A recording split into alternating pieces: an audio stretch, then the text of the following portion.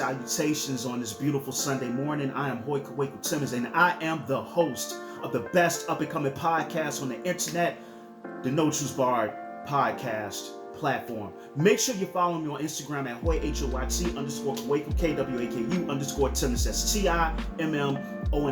Also, make sure you subscribe to the YouTube channel. I have a lot of great videos coming up on YouTube with a lot of banging guests coming up, and a lot of great subject matter as well. So make sure you stay tuned. Make sure you subscribe to the channel. Also, make sure that you're following me on my social media outlets. Follow me on Twitter as well at writer, capital WRITER _capital H Kaweku, KWAKU on Twitter as well. So I'm gonna get a lot more active on Twitter. And thank you guys for the support. So, these Saturday night confessionals, aka Sunday morning confessionals, are just pieces where I provide my perspective on certain issues, things that I'm feeling, things that are close to my heart. So, I want to talk about the concept of love. What the hell does that even mean? What is love? What does it mean to be in love with somebody? There have been times in my life where I truly felt that I was in love with the woman that I was dating, and to a degree, I do think that it was real. It was based on real emotions and real feelings. But so many people are stuck in this quagmire of depression. They're stuck in this place of darkness because it seems like romantic love eludes them. No matter how hard they try, no matter how many people they date, they seem to not be able to capture this fleeting feeling of romantic love. I love what the Buddhists tell us about romantic love. One of the things that the Buddha, Siddhartha Gautama, taught us is that life is suffering. And not only is life suffering, but we experience pain and despair due to attachment.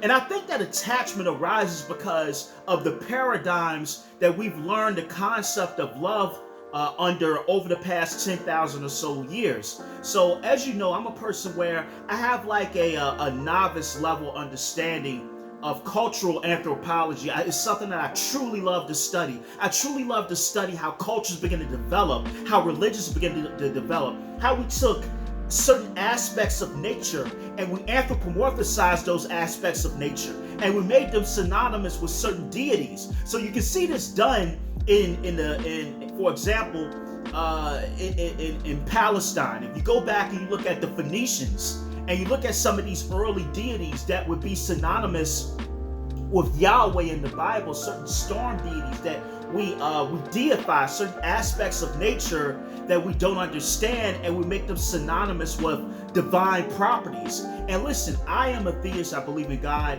I'm not trying to say this in a way to deter you from whatever your particular religious proclivity or predilection is. I encourage you for you to have your particular connection to that divine energy that invigorates your life, that provides you purpose, that provides you inspiration. So I don't want you to take this as me trying to be anti-theistic or trying to lean towards an atheistic perspective or position of what I'm about to say.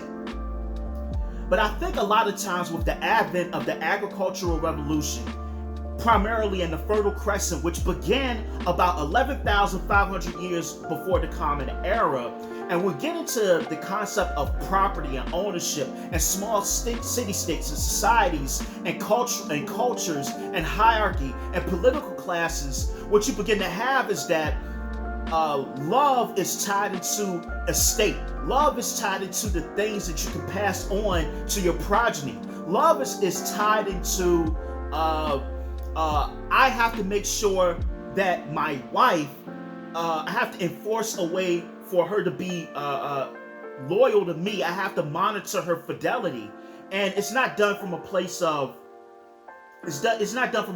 genuine love, but it's done from a place of I have to make sure that my property is going off to my direct progeny. And so I think one of the consequences of the agricultural revolution is that we begin to make love synonymous with coveting. So if I love you, I have to covet you. If I love you, you have to be mine. If I love you, you are inadvertently my property. One of the things that I love is what Dr. Chris Ryan says when he talks about the book of Genesis. He does a lot of great work on cultural anthropology, and I love his work. There's a few other scholars as well who really have influenced me when it comes to that particular discipline. But one of the things he points out that I think is so astute, is so brilliant, is so prolific, is that when you look at the book of Genesis, one of the things that we comb over, which you can really look at as being a parable or allegory from that fall of grace, from the fall of us moving from the pristine nature and freedom and autonomy that we had for over 250,000 years as hunter-gatherers. And I'm not saying that we should go back to that lifestyle because we've been domesticated and wouldn't really be practical in the era that we live in, but it's just the fact that we have to understand the progress and the birth of these ideas that we believe are innate to human nature. They come from somewhere.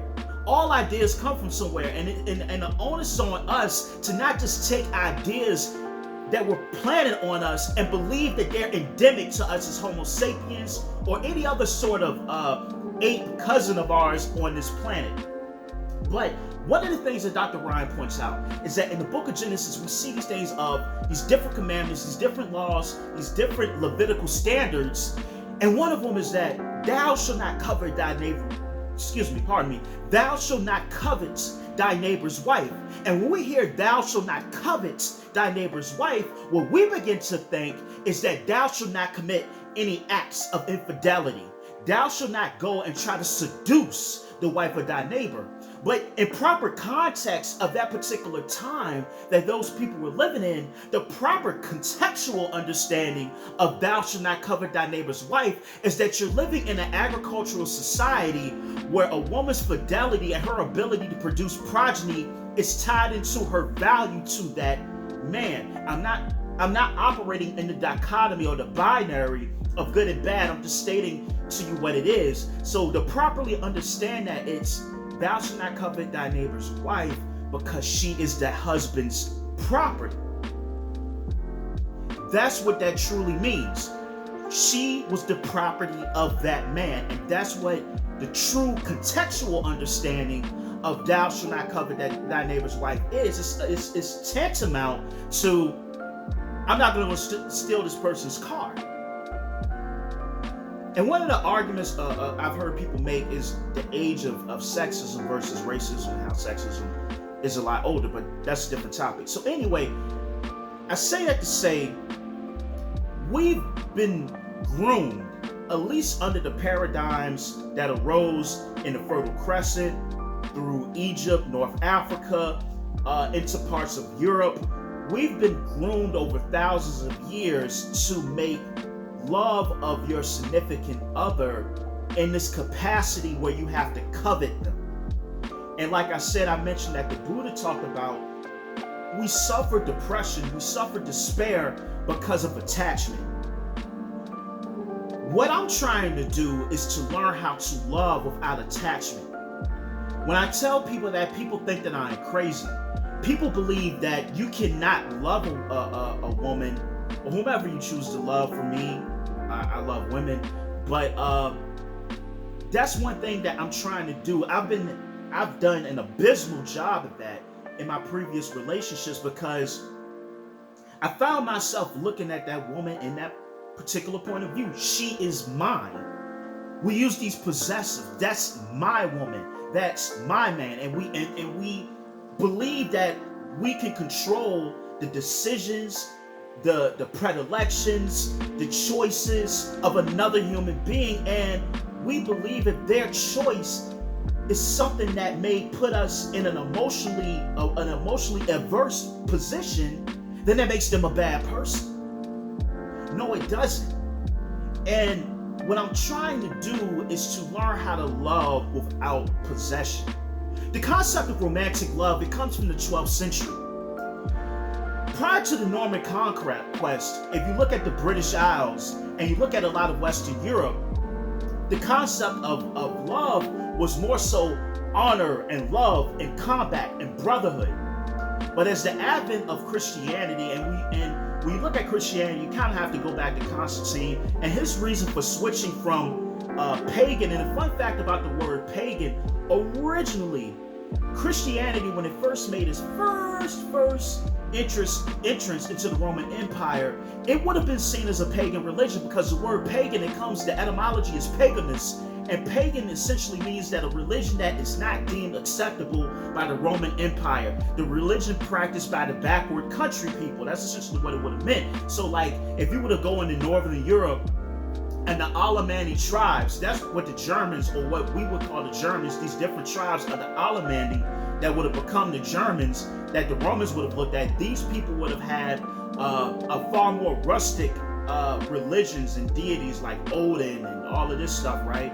Or even in the British Isles, it would have been a lot more nature-based, as opposed to what you saw with the advent of Christianity. Or like, you look at these, if you look at Rome and these major centers, you know, you had these cults to Jupiter and Mars, and earlier than that to Isis and Osiris. So these were the popular, acceptable cults according to the Roman Empire. So essentially, at one particular point, the Christians at a very, very, very early stage would have been seen as the outside, backward, weird religion. Like, for example, they probably, like, if you look at, I'll say, if you look at around the 1st century, the average Roman would have had the perspective on Christianity the way we have on Scientology, kind of, in a way. That's the best way to put it in context. But anyway, I'm getting off topic. I can go on these tangents.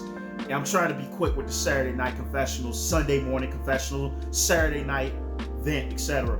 But when we look at love, it's like I have to control another person.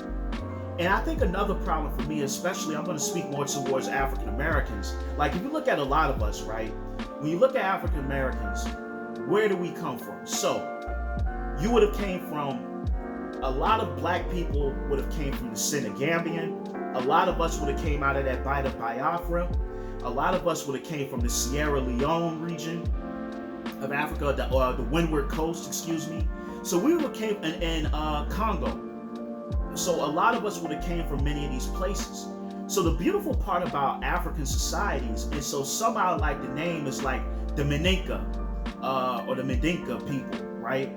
They had schools of thought related to relationships and courting and even sex between man and woman that went back hundreds of years prior to the advent of Islam in the West Africa. If you look at the Igbo, and the Igbo is actually a confederacy of several different groups that will fall underneath the Igbo. If you look at the Igbo, they have a history on courting, relationships, marriage, child rearing that goes back for hundreds of years. Okay? And you had initiation schools for young boys and young women to learn these duties. And not only that, but to learn the laws of the land, to learn nature, to learn their connection to one another.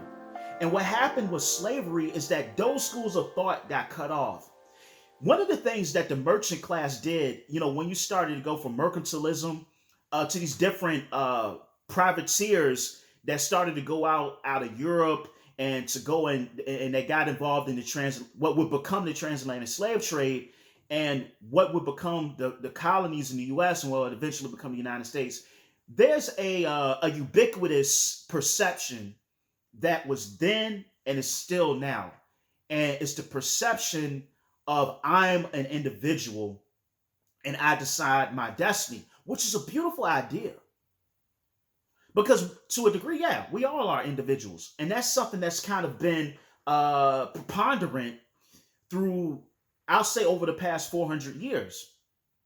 But then the other problem in that is that even when you look at Europe, right? When you look at Europe and you look at these different classes of people that would have came from Gaul, which is modern day France, that would have came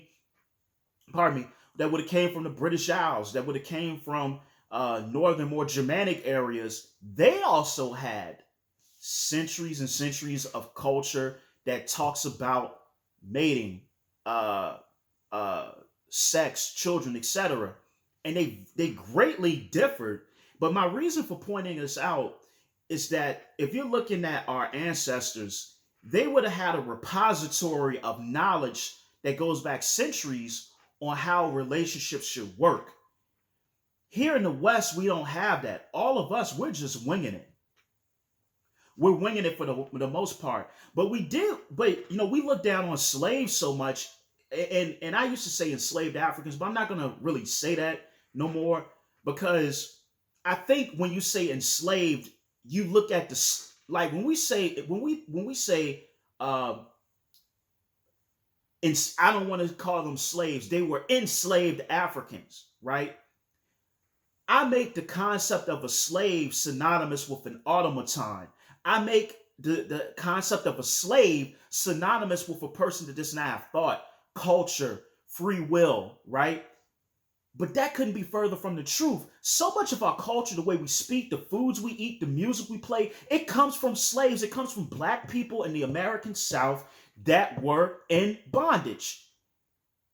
And also, those people had cultural customs to facilitate healthy courtship, healthy relationships between man and woman. But because we look down on the enslaved, we want to circumvent our history in this country as slaves. We miss out on the richness and the wisdom that the slave culture can provide to us. Or we want to just look at figures like Harriet Tubman and Nat Turner and Gabriel Prosser and Damar Vizzi and all these people. But those people did not constitute the masses of everyday enslaved Black people. And we miss out on a lot of our history and our culture because the masses of those people that didn't run away, we want to look down on them, but we want to say things like, I never would have been that way. And so we miss out on what they could have taught us and what they have to show us, and the cultural the cultural idiosyncrasies we still have now because of those masses of unnamed men and women who survived that sort of turpitude and torture and punishment to birth us, and we're here today because of them. So I want to shout out the masses of enslaved Black folks and Africans that didn't make it in the history book. They wasn't with John Brown. They didn't participate in rebellions. They were the day in and day out people that never got that shout out. So to those ancestors, I want to shout you out real quick. Love y'all. Anyway, but sorry. But anyway, yeah, we don't have the cultural lineage for love no more. We don't have that repository of information to truly build healthy relationships. And I'm saying that from European descent prior to 1492. And I'm also saying that from an African-centered perspective as well, because all of us, no matter your race, we all are winning relationships. We really don't know what we're doing. And because we still have this underlying subtle theme of coveting, then we go into a relationship for what can I get out of it?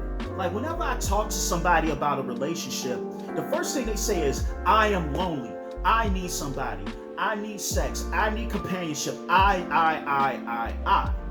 Instead of saying, what can I bring to benefit this person's life that I want? What am I bringing to them that can also add to the edification of their life and their journey and themselves as a person? And we never really ask ourselves that. It's just, what can I gain? What can I garner from this? And that, to me, is the wrong way to do this thing. And I think that's why we have so much trouble with that. And then also, the problem is that we have to realize that love is predicated upon your culture. Which is why I said we don't have the extensive cultures to have a framework for healthy love anymore. Because everybody's an individual. Everybody's going to be great. All this stuff, right? Nothing wrong with that, because I would love to be great too. Hopefully. But this is where we're at now as a people. The framework is predicated upon the individual. There's no collective. There's no community. There's no repository of knowledge on how to facilitate healthy relationships that can produce healthy progeny. And this is why I say, for me, I don't know how I feel about love in this day and age. Another quote I heard, and I can't remember where I heard this from, and it stated that true love is what's left after the feeling of being in love has burned away. And I had to ask myself, wow, what does that really mean? What does that mean? Love is what remains after the feeling of being in love has burned away.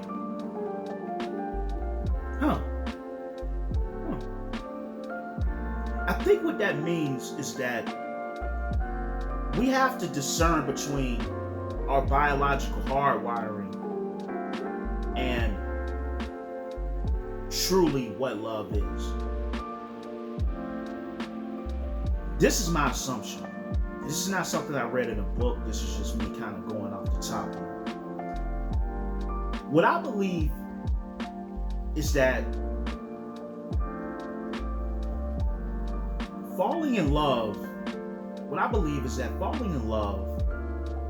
comes from an evolutionary standpoint, or what we call it. So the infatuation stage. It's, I may not live long and I have to perpetuate my genes. So I meet this person, I love their symmetry, they're physically attractive to me. I have this intense need to procreate, and that's what we did for a long time. But the thing is, we would do it with multiple people, and I'm not trying to promote a polyamorous lifestyle, because my culture doesn't facilitate us to have a capacity for that sort of lifestyle anymore. I don't think. We try it, but I think we're in a position now where it can be done, but I think for a lot of us it'll be extremely difficult now versus our hunter-gatherer ancestors. But we did evolve that thing to sleep with multiple people. And I think it's because of that, the short lifespan at certain times, or basically the danger of death, the danger of death and not being able to really have any sort of medical knowledge to treat certain ailments. So people could die, at any time. Large predators and megafauna that could have taken people out. So you're in a point where it's like, I meet this person, we're gonna procreate, and she's gonna birth my kids. But now we look at those feelings as being indicative that you love that person. It's not really that. You're in love with the feelings that person invokes in you. You're not in love with that person. You're in love with the idea that has been created of that person under this flood of chemicals like serotonin and dopamine. That's what you love, and oxytocin, the bonding chemical. You're in love with that. And I read an article a few years ago where it said that the same areas of your brain that kind of light up when you do cocaine happens when you're in love. So to wrap this up, I think that for me personally, I don't really see myself falling in love ever again. It's not because I have a cold heart, but I don't ever see myself falling in love ever again because my perspective has changed. What I realize is that my concept of coveting a person, that to delude myself that a person is going to be with me for the rest of their lives and the rest of my life, I just don't see that happening. That's not realistic, because as we get older, we change, we grow, we evolve, we have different interests, different things become attractive. And even if we are, if we are in a relationship, you still do find other people attractive. Now, let me say this. I am not saying I don't believe in marriage for other people. I'm not saying that I don't believe in marriage for anyone else. I'm just saying, for me, I don't think, with my mentality, I just don't think it's a reality for me to sit up and get married. I just understand the complex nature of human beings. I understand that we grow, we change, and we fall apart. And so in Hoyt's journey, one of the many things I'm trying to learn is to love without coveting. To love a woman, but to realize that just like I love a beautiful day and I cherish that day is going to end. And even that beautiful day that I love and cherish, the next beautiful day won't be the exact same way that previous beautiful day was. It doesn't make it a bad day because it doesn't last forever. or for the rest of my life, but I can love and I can appreciate that day as it comes and it goes. And that's where I'm trying to get to before I pursue another serious relationship again. I'm trying to get to that point before I date again. I want to be able to love a woman, but to also realize that if she woke up the next day and said, I don't want to do this no more, that's cool. That doesn't make her a bad person. It's just we had an experience as two humans, as two souls trapped in a corporeal, three-dimensional space. We encountered each other. We engaged in joy. We engaged in love. We engaged in romance. We engaged in physical intimacy. But that time came to an end. And it doesn't make her a bad person or me a bad person. So if I do the same thing, I'm just recognizing that it's not the length of, it's not saying like, oh, I want her to be with me for another 30 years. But if I have 1 or 2, 3 great years with her and then we go our separate ways, that's great. There's nothing wrong with that. I'm trying to learn how to appreciate the ephemeral nature of love and relationships. So that's where I'm at. So this has been my Saturday/Sunday morning confessional. I want to let you guys know episode 2 of Block Build is coming this week. I'm going to try to get another True Sessions out. Definitely episode 68 of No Truths Barred. Episode 68 is coming out this week as well. And once again, I love y'all. This is a vision God has put in my head. I'm going to keep rocking with it. I'm going to keep building. And I thank you guys for the support. And I thank you guys for tuning in. I thank you guys for the subscriptions. So make sure you head to that YouTube channel and subscribe to the No Truths Barred podcast platform. I love y'all. Take care. Much respect. Peace. Oh, and stay away from McDonald's.